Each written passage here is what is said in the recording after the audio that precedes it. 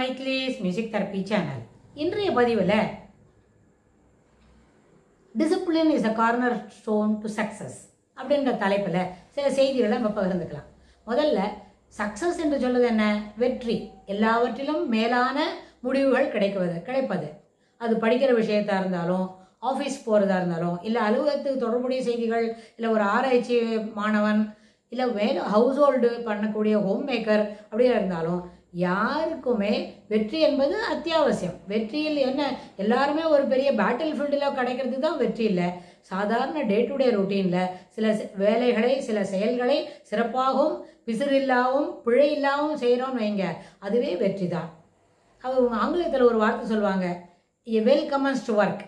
சிறப்பாக துவங்கப்பட்ட ஒரு வேலை என்ன, நன்றாக முடிக்கப்பட்டதற்கு அறிகுறி, முடிக்கப்படும் என்பதற்கான ஒரு அறிகுறி அப்படின்னு சொல்லுவாங்க. ஸோ அதுபோல் சிறப்பாக துவங்குவதே மேலான முடிவுகளை தரும் என்கின்ற மனப்பான்மையை நம்மளால் அதில் வளர்த்துக்க முடியும். ஸோ இந்த அடிப்படையில் சக்ஸஸ் கிடைக்கணும், வெற்றி கிடைக்கணும் என்று சொன்னால் அதில் ஒரு டிசிப்ளின் இருக்கணும். எத்தகைய டிசிப்ளின் அப்படின்னு சொன்னால் எல்லா விதத்துலேயும் ஒரு 5-6 ஆஸ்பெக்டில் நம்ம பார்க்கலாம். முதல்ல படிக்கணும், அதில் வெற்றி கிடைக்கணும்னு வைங்க, அதுக்கே நிறைய பாயிண்ட் சொல்ல முடியும். படிக்கணும்னு சொன்னால் நேரம் தவறாமல் படிக்கணும். ஒரு நாளைக்கு இத்தனை நேரத்தில் நம்ம படிக்கணும், 2 மணி நேரம் படிக்கணும், 1/2 மணி நேரம் எழுதணும்.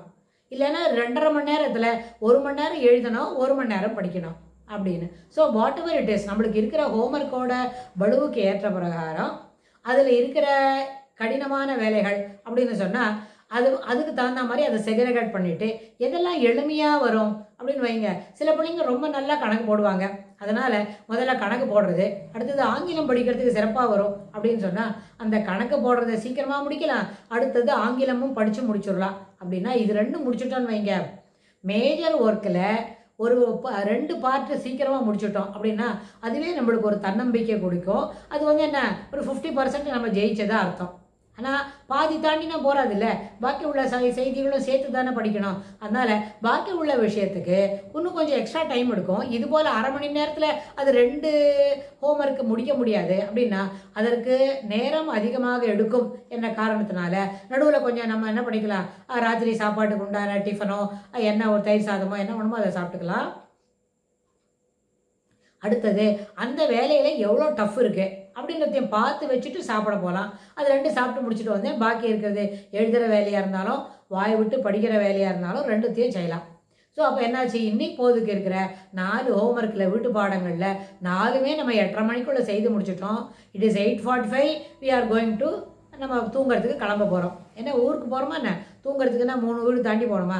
இல்லை, இந்த ரூம்லேருந்து ஹால்லேருந்து எழுந்து போய் ரூமில் நம்ம படுக்கையில் படுத்துட்டு தூங்க போகிறோம். அதனால so we are ready to sleep now அப்படின்ற அந்த எண்ணமே இனிமையாக என்ன பண்ண முடியும், தூங்குவதற்கு ஒரு வாய்ப்பு கிடைக்கும். அப்போ தான் அந்த சமயத்தில் போய் கேட்ஜெட் எடுத்து வச்சுக்காம வேலையெல்லாம் முடிச்சுட்டுமா, கரெக்ட் மணி 9 மணி ஆச்சு, எல்லாத்தையும் ரெடி பண்ணிவிட்டு நம்ம படுத்துடலாம் அப்படின்னு தோணும். அது அம்மாவும் அப்படி ஒரு சைடு சகாயம் பண்ணலாம், ஹெல்ப் பண்ணலாம். வீட்டில் இருக்கிற இன்னும் பெரியவங்க, தாத்தா பாட்டியோ அத்தையோ யார் இருந்தாலும் அவங்களுக்கு அதுக்கு சப்போர்ட் பண்ணினா the child is really successful in doing today's homework. இதுபோல் எல்லா நாளுமே அடுத்தவர்களுடைய துணையோடு அவங்க பண்ணுற ஹெல்ப்போடு கூட இந்த வேலையை நம்ம முடிக்கலான்னு வைங்க, it is really most welcome.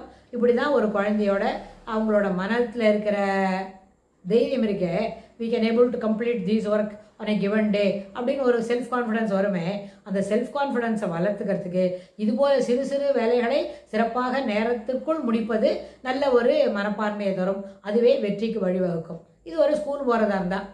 இதே மாதிரி ஹோம் மேக்கர், ஒரு வீட்டில் இருக்கிறாங்க ஒரு அம்மா, வீட்டு வேலைகளை செய்யணும் அப்படின்னு சொன்னால் அது ஒன்றும் கடினமானது இல்லை.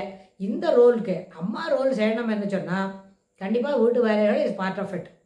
ஒரு கையில் எப்படி 5 விரல் இருக்குது, 5 விரலும் ஒரே சைஸாக இருக்கே இல்லை, ஒன்று சின்னதாக, ஒன்று கனமாக, ஒன்று நீளமாக, ஒன்று சப்பையா அப்படிலாம் இருக்குல்ல, வேறு வேறு ஷேப்பில் வேறு வேறு பரிமாணத்தில் இருக்குது. அப்படின்னா அந்த வேறு வேறு பரிமாணம் எப்படி இருக்கோ அதுபோல் ஒரு அம்மாவோட ரோல் என்ன சொன்னால் வேறு வேறு பரிமாணத்தில் வேறு வேலைகளை செய்யத்தான் வேணும்.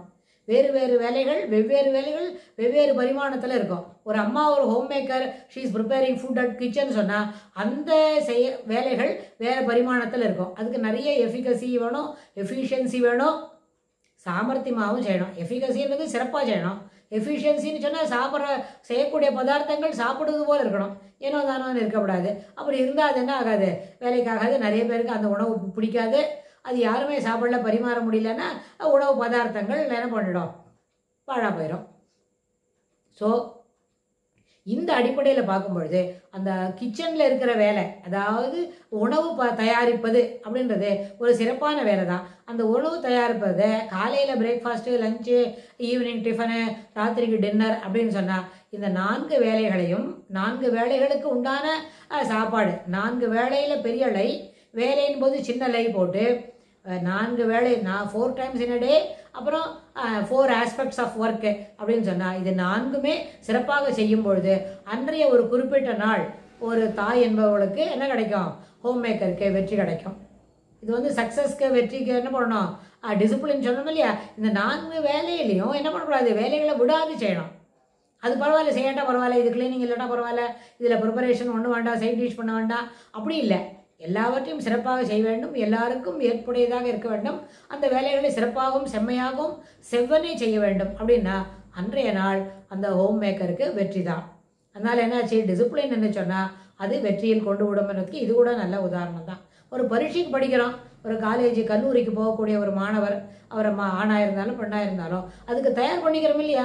தட் இஸ் ஆல்சோ அந்த தயார் பண்ணிக்கிறதுக்கு எந்த கேள்வியும் விடக்கூடாது. Who asked you to leave the subject, why you're leaving that particular chapter அப்படின்னு நம்ம ப்ரொஃபஸர் வந்து கேட்பாரு. இல்லை நானே தான் சார் விட்டுவிட்டேன் அப்படின்னு சொன்னால் அந்த சாப்டர்லேருந்து 4 கேள்வி வந்ததுன்னு வைங்க, எந்த சாய்ஸில் விடுறது, 4மே சாய்ஸில் வந்தால் 100 செமஸ்டர் இதே மாதிரி எழுத வேண்டி வரும். ஸோ அதனால் எப்போவுமே சாய்ஸிலெல்லாம் விடாமல் 20 சாப்டர் இருக்கா, அதில் 19 சாப்டர் நல்லா படிச்சு விடுறது, ஒரு 20வது சாப்டர் ஒரே ஒரு சாப்டர் மாத்திரம் ஸ்லைட்டாக ப்ரஷ் பண்ணிக்கிறது. ஒருவேளை அதுலேருந்து ஒரு கேள்வி வந்துட்டா கூட we can write it something on our own அப்படின்னு நினச்சிக்கிறது. பாக்கி இருக்கிற 19 சாப்டரை தரோவா படிச்சுட்டோமான அதில் ஒரு விதமான குறைபாடு இல்லை. அதில் வரக்கூடிய கேள்விகளுக்கு பொருத்தமான சிறப்பான பதில் நம்ம எழுத முடியும். கேள்விக்கு ஏற்ப விடைகளை தரும்பொழுது சிறப்பான அளவில் நம்மளுக்கு மதிப்பெண்கள் கிடைக்கும்.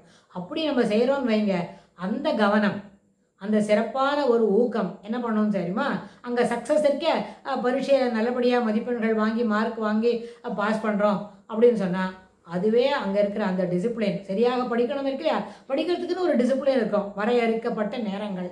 அப்படின்னா அந்த வரையறுக்கப்பட்ட நேரத்துக்குள்ளே சிறப்பான கவனத்தோடு படிக்கும் பொழுது அதுவே நம்மளுக்கு வெற்றியை தேடித்தரும். அதுபோல் கவனமாக இருக்கணும் அப்படின்றது வந்து தவிர்க்க முடியாதது. It is part of the success. வெற்றி வேணும் என்ன சொன்னால் அதில் முதல் ஸ்டெப்பு என்னது, 4 ஸ்டெப் வச்சுக்கிறோம் அப்படின்னா முதல் ஸ்டெப்பே கவனமாக இருக்கணும், சிறப்பாக இருக்கணும். அப்புறம் கவனம் சிதறாமல் இருப்பதற்கு எல்லா முயற்சியும் எடுக்க வேண்டும். செய்ய வேண்டிய அத்தனை வேலைகளும் சிறப்பாக வரிசை மாறாமல் செய்யணும். சீக்வன்ஸும் மாற்றக்கூடாது, ஃப்ரீக்குவன்சியும் ஒரே மாதிரி இருக்கணும். சீக்வன்ஸ்னு சொன்னால் வரிசையாக 1 2 3 4 வரிசையாக சொல்கிறோம் இல்லையா, இல்லை 4 5 6 அடுத்தடுத்து வரக்கூடிய நம்பர்கள் வரும்போது அதெல்லாம் சீக்வன்ஸ் மாறாமல் செய்யணும். அப்படி சீக்வன்ஸ் மாறாமல் செய்தால் வெற்றி என்பது கை கட்டுற தூரத்தில் இல்லை, நம்ம அருகாமையில் இருக்க ஒரு கை நீட்டினுடையவே வெற்றி கையில் எடுக்க முடியும் அப்படின்றத நம்ம புரிஞ்சிக்க முடியும். அதனால் கவனமாக இருப்பது வெற்றிக்கு வழிவகுக்கும். அதாவது to have success, discipline is the corner store of success என்று சொல்லி இந்த பதிவை நம்ம நிறைவு செய்கிறோம். இதுக்கு தொடர்புடைய செய்திகளை வரப்போகிற பகுதிகளில் பார்க்கலாம். தேங்க்ஸ் ஃபார் வாட்சிங்.